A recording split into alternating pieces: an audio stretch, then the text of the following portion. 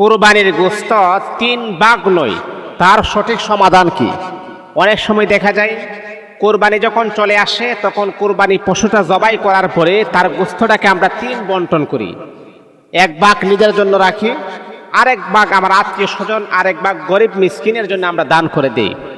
এটাকে আমরা অনেকেই প্রযোজ্য মনে করি, এটাকে আমরা অনেকে ফরজ মনে করি, ওয়াজিব মনে করি। আসলে কি তাই? দেখুন, এই পৃথিবীর শুরু থেকে নিয়ে শেষ পর্যন্ত যা কিছু হবে এবং ঘটবে আল্লাহ পাক রব্বুল আলামিন 30 পারা কোরআনের ভিতরে আমার আল্লাহ আলোচনা করেছেন। আপনি যখন সমস্যার ভিতরে পড়বেন, সমাধানের জন্য আল্লাহ পাক 30 পারা কোরআন আপনার সামনে চলে আসছে।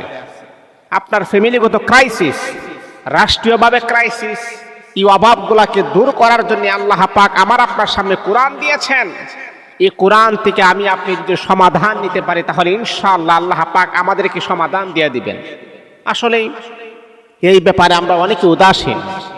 আমরা অনেকে মনে করি যে কুরবানির গোশত অবশ্যই 3টা বন্টন করতে হবে, তা না হলে আমাদের কুরবানি হবে না। এই যে ধারণা, এই যে নিয়ম, এই যে নীতি, এটা সম্পূর্ণ ভুল ধারণা। এটা কোরআন এবং হাদিসের কোথাও আপনি এই রকম নিয়ম নীতি আপনি পাবেন না। আল্লাহ পাক রব্বুল আলামিন আমাদেরকে জানিয়ে দিয়েছেন যে এই পশুটাকে তুমি কুরবানি দিবা, যদি আপনি 1 ভাগে শরীক হন তাহলে আপনার বন্টন আপনি নিয়ে আসবেন। নিয়ে আসার পরে এখন যদি আপনি মনে করেন যে আমার আশেপাশে গরিব অসহায় মিসকিন রয়েছে অথবা আমার পাড়া প্রতিবেশী রয়েছে, তাদেরকে আপনি দান করবেন। কারণ ঈদ হচ্ছে সবার জন্য আনন্দ। এই ঈদে কেউ যেন আপনার বাড়ির আশেপাশে কেউ যেন গোশত থেকে যেন বঞ্চিত না হয়, গোশত থেকে যেন কেউ যেন বঞ্চিত না হয়, এই দিকে অবশ্যই আপনি খেয়াল রাখবেন।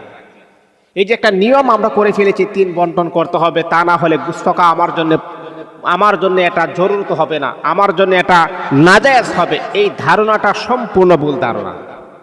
আপনি যদি গোশত যদি 1 বন্টন না করেন, কোনো বন্টন যদি না করেন, পুরাটা গোশত যদি আপনি খেয়ে ফেলেন, এতে করেও আপনার কোনো গুনাহ হবে না। কিন্তু ইসলাম আমাদেরকে শিক্ষা দিয়েছেন নিজের জন্য শান্তি নয়। আপনি যেমন নিজের জন্য শান্তি চান, আশেপাশে যারা আছে তাদের জন্য আপনি কল্যাণ কামিত হতে হবে, তাদের জন্য আপনি শুভকামনা আপনার মনের ভিতরে থাকতে হবে।